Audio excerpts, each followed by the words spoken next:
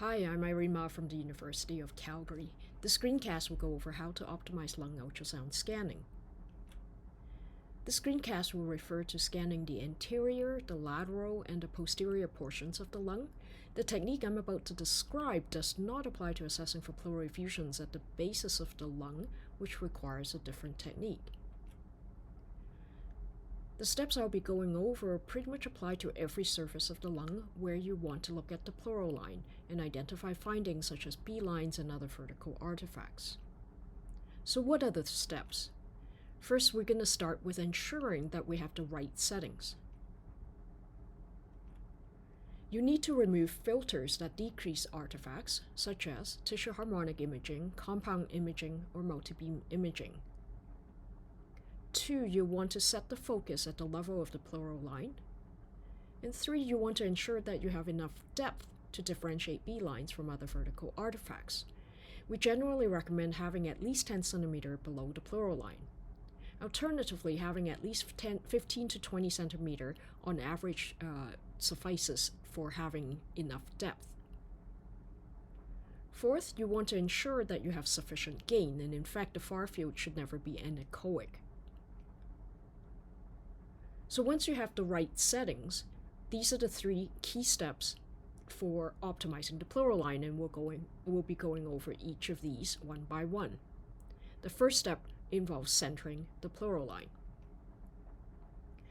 So here we have a lung.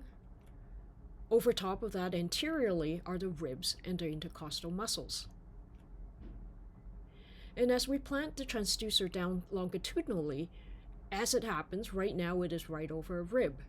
And you'll see the corresponding image here where the rib and the rib shadow are in the middle of the screen.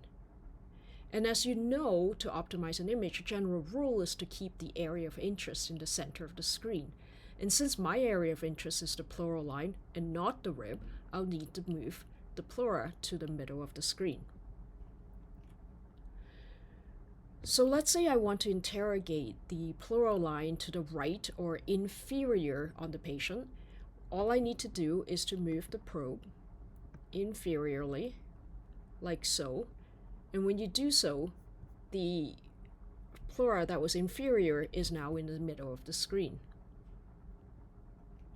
Alternatively, if I'm interested in the pleura that's just superior to where my probe currently is, all I need to do is to slide it superiorly, and when you do so, the superior pleura will then move to the middle and center of the screen. So to summarize, to center the pleural line generally involves sliding superiorly or inferiorly. Next, we'll want to make the pleura horizontal. Ultrasound images are best when it's at a perpendicular angle, and here you can see that the pleura, instead of being horizontal, is actually diving down, and this is a very common problem to face, especially in the superior regions of the lung. So to make this pleura horizontal involves a rocking motion like this, and when you do that, the corresponding ultrasound image will then have the pleura become more horizontal. It's also not uncommon as you rock that you may need to recenter the pleura, but when you do recenter by sliding, make sure you do not unrock it by mistake. So again, to make the pleura horizontal, you need to rock your transducer. Third and final step, to image perpendicularly to the lung surface is sometimes a bit of a guesswork as the lung curves around, especially laterally, and we never really know where and how much the lung is curved. So if you're not perpendicular to the pleural surface, the pleural line can look quite thickened and irregular, like what we're seeing here.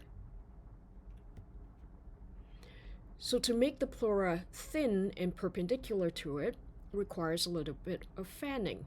And as you fan here, and you can see that the pleural line then becomes nice and thin, and in fact the A line starts showing up. So to make the pleural line thin, you need to fan the transducer. Last but not least, don't forget to play around with gain. a good rule of thumb I teach my learners is that the far field should never be entirely anechoic. You see here is that if you don't have enough gain, it would have been very easy to miss those B-lines. So that's it. That's the take-home messages.